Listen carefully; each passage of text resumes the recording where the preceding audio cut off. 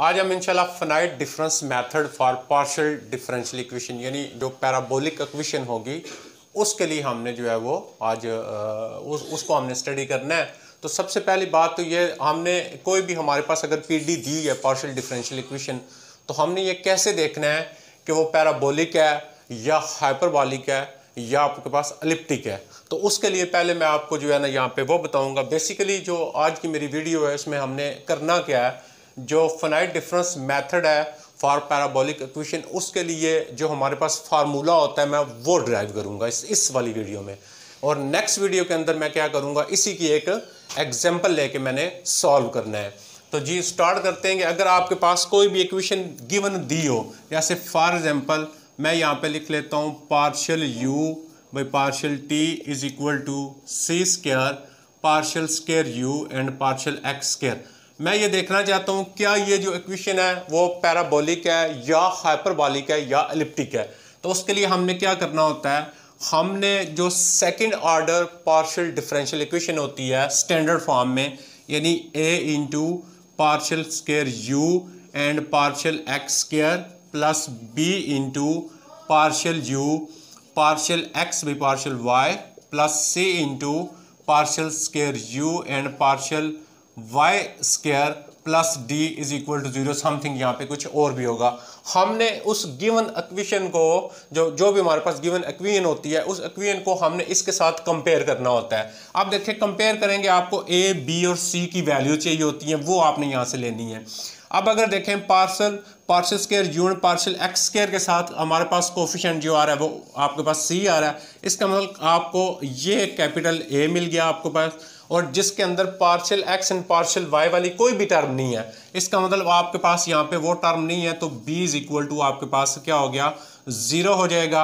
उसके बाद c देखें partial square u and partial y square, यानी सेकंड जो इंडिपेंडेंट वेरिएबल है उसके हिसाब से भी कोई भी नहीं है, इसका मतलब c भी हमें क्या मिल गया 0 मिल गया। अब हम यहाँ पे यूज करेंगे, हमारे पास आ जाता है b square minus 4a and c is equal to b की वैल्यू अगर लगाएं तो 0 आ गई, माइनस 4 इंटू a की value c square c 0, answer क्या आ गया 0।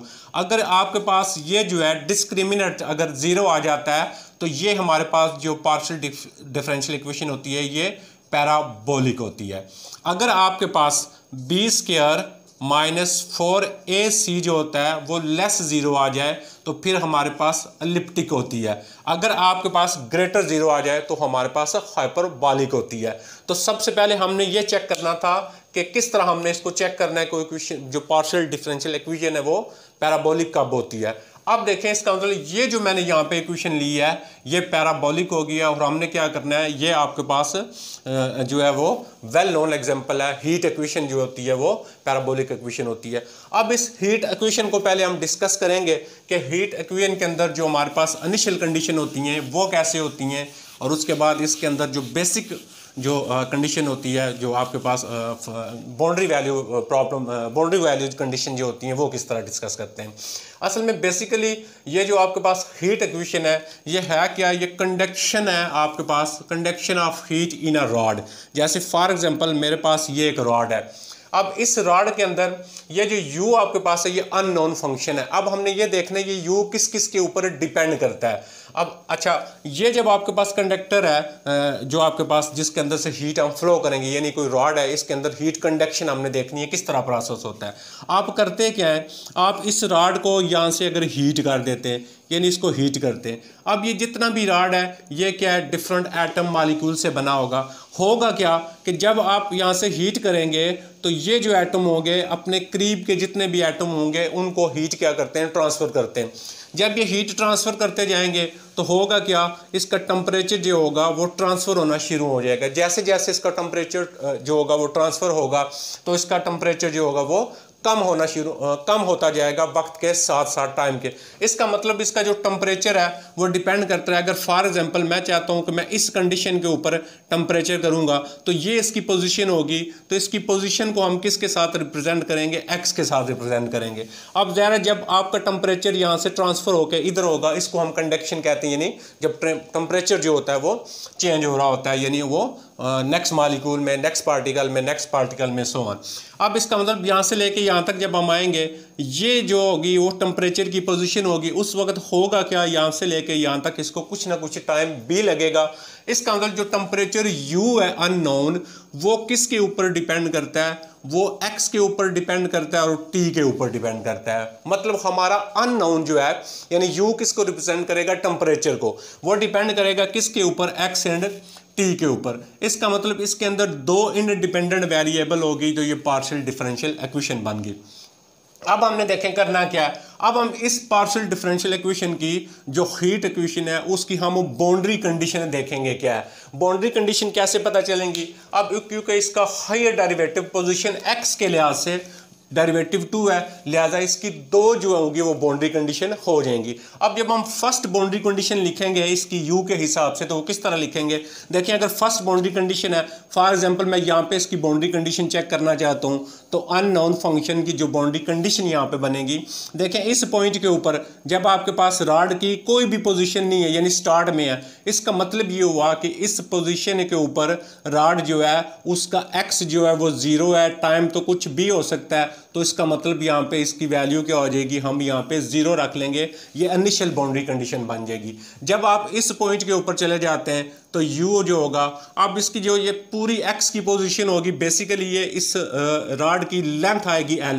इसका मतलब जब यहाँ पे आएंगे रॉड की टोटल लेंथ हो जाएगी l, और टाइम तो वही रहेगा, और यहाँ पे भी टेम्परेचर क्या होगा, 0 हो जाएगा। टेम्परेचर यहाँ पे हमने कंडीशन रख दी ना, इसका टेम्परेचर दोनों एंड पॉइंट पे जो टेम्परेचर है वो 0 हो जाएगा आपका, हम इसको मान लेते हैं। क्योंकि जैसे जैसे आपको इसकी हीट ट्रांसफर होना शुरू हो जाएगी तो एंड पे क्या होगा, बिल्कुल टेम्परेचर जो होगा वो बैलेंस हो जाएगा, और यहाँ पे टेम्परेचर टोटल लेंथ के ऊपर क्लोज रेंज जो है 0, यानी कंडीशन हम बात करते इसकी कंडीशन यहाँ पे कुछ और भी ले लेते हैं। यानी इनिशियली हम क्या कहते हैं कि इनिशियली इस जो ये जो रॉड है यहाँ पे इसका टेम्परेचर कुछ और था और यहाँ पे कुछ और था, वो भी हम बात करते ले लेते हैं जी। अब आ जाता है कि वो हमने जब इस रॉड को गर्म करना होता है, इसको हीट देनी होती है, वो किसी रूल के तहत हम इसको हीट देते हैं।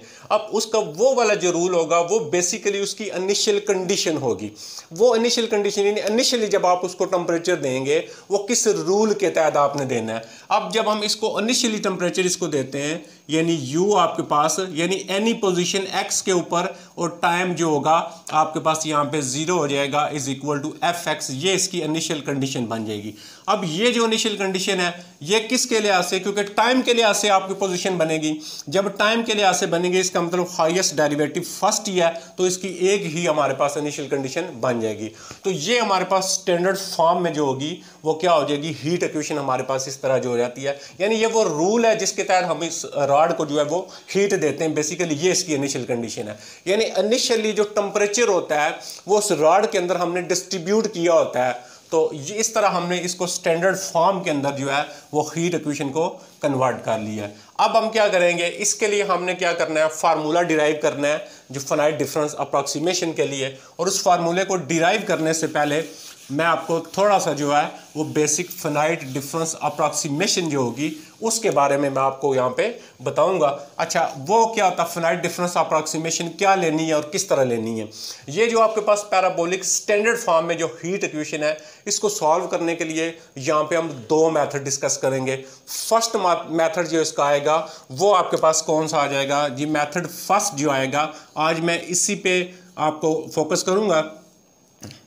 तो फर्स्ट मेथड इसका जो आएगा वो आ जाएगा एक्सप्लिसिट मेथड, और दूसरा आ जाए इम्प्लिसिट मेथड। आज मैं सिर्फ इसी को डिस्कस करूंगा और नेक्स्ट लेक्चर पे इसी पे हम एक वीडियो एज एग्जांपल लेके मैं इसको सॉल्व करूंगा। तो जी ये मेथड बेसिकली क्या होता है, किस मेथड को एक्सप्लिसिट मेथड हम कहते हैं। इसकी मैं एक आपको एग्जांपल देता हूं। अगर आपके पास गिवन दिया हो y i+1 is equal to y i, और मैं कहता हूं y1 जो आपके पास है y1 इज इक्वल टू 2 है।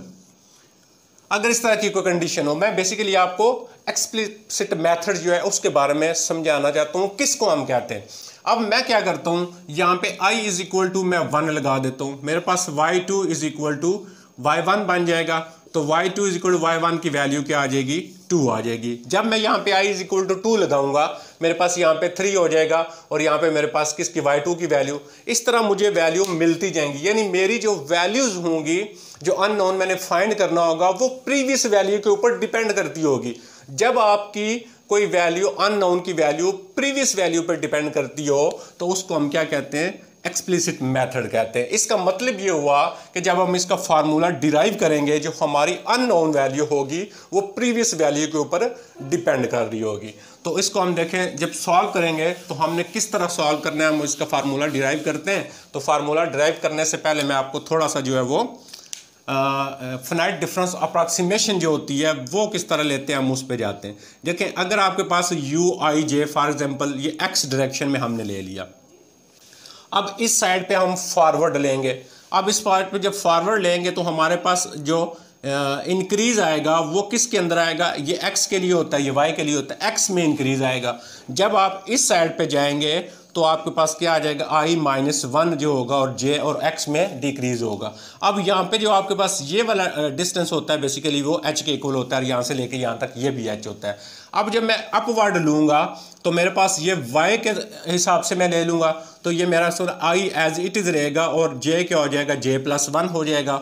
जब मैं इसको डाउनवर्ड लूँगा तो ये मेरे पास i आ जाएगा और j क्या आ जाएगा, j-1 आ जाएगा। अब हमने करना क्या है, हमने फर्स्ट ऑर्डर पार्शियल डेरिवेटिव यानी आपने यहाँ पे ये लेना है partial u by partial x, यानी first order finite difference approximation हमने लेनी है। वो किस तरह लेते हैं, फर्स्ट ऑर्डर की हम फर्स्ट ऑर्डर की फॉरवर्ड के लिए लेंगे। फॉरवर्ड के लिए लेंगे तो हम इधर नहीं आएंगे, इसमें से हम इसको माइनस कर देंगे तो हमारे पास क्या आ जाएगा, ui+1 कामा j माइनस ui j और डिवाइडेड बाई क्या आ जाएगा, x डायरेक्शन में हमारे पास जो इंक्रीमेंट है वो h है। ये आ गया forward difference approximation for first order. इसी तरह जब मैं फॉरवर्ड बैकवर्ड डिफरेंस अप्रॉक्सीमेशन लूँगा तो मेरे पास क्या आ जाएगा, partial u by partial x is equal to ui j minus ui-1 comma j divided by h। जब आप बैकवर्ड लेंगे इसको माइनस कर देंगे आप इसके लिए। अब ये x के लिहाज से ले ली, अब हमने क्या करना है, y के लिहाज से लेना है। जब आपने y के लिहाज से लेना है तो उस वक्त क्या होगा, फॉरवर्ड के लिए आपके पास partial u by partial y हो जाएगा तो इसको माइनस कर लेंगे इसमें से। जब आप y के लिहाज से बैकवर्ड लेंगे तो आप क्या करेंगे, इसको माइनस कर लेंगे इसमें से, ये y के लिहाज से फर्स्ट ऑर्डर की आ जाएगी।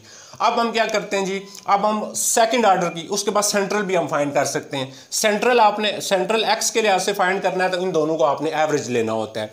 अच्छा, अब सेकंड ऑर्डर की लिए जब हम लेंगे यानी partial square u and partial x square is equal to, second के लिए जब लेंगे तो partial u by partial x forward लेना है आपने और minus partial u by partial x जो है वो बैकवर्ड लेना है और डिवाइडेड बाई h होता है। ये हमारे पास second order finite difference approximation के लिए हम इसको लेंगे, यानी forward minus backward divided by h x के लिहाज से। अगर आप y के लिहाज से लेंगे, फॉरवर्ड y हो जाएगा, इधर भी y हो जाएगा और डिवाइडेड बाई क्या हो जाएगा आपके पास, k आ जाएगा। ठीक है, यहाँ पे भी k होगा क्योंकि यहाँ पे भी k होगा, y के लिहाज से आप कर रहे होंगे।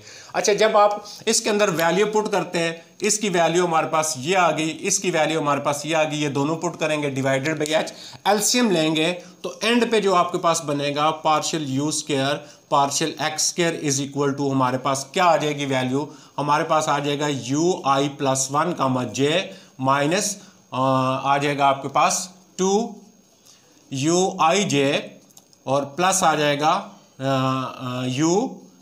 ui-1 comma j divided by h square हो जाएगा, ये आ जाएगा। इसी तरह आप जो है वो सेकंड ऑर्डर का जो बैकवर्ड है उसको भी आप इसी तरह ले सकते हैं।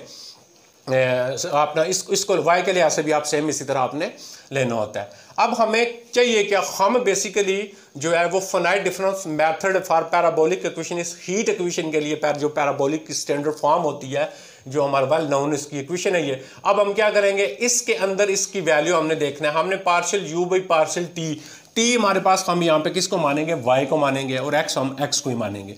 अब यहाँ पे हमने क्या लेना है, फॉरवर्ड डिफरेंस लेना है, किसके लिहाज से, t के लिहाज से, और यहाँ पे हमने क्या लेना है इसका, ये वाला जो हमारे पास आ जाएगा, ये वैल्यू जो आ जाएगी पार्शियल स्क्वायर u, वो हम इसकी जगह ले लेंगे। अब इन दोनों वैल्यूज को हमने यहाँ पे पुट करना है। जब हम पुट करेंगे फिर हम देखते हैं रिजल्ट जो हमारा होगा वो किस तरह बनेगा और एक्सप्लिसिट जो हमारे पास जो है आ जाता है एक्सप्लिसिट मेथड, वो किस तरह हम इसको शो करेंगे यहाँ पे। अच्छा जी, partial u by partial t की जो वैल्यू आएगी, यानी आपने क्या करना है, partial you by partial T, ये देखें वाई के लिहाज से ले रहे हैं, फॉरवर्ड हमने लेना है। तो इसके अंदर ये आएगा आपके पास यू आई जे प्लस 1 हो जाएगा और माइनस आ जाएगा आपके पास यू आई जे, ये हो गया, और डिवाइडेड बाई क्या आ जाएगा, के आ जाएगा, क्योंकि मैंने आपको बताया ना टी को वाई के लिहाज से लेना है।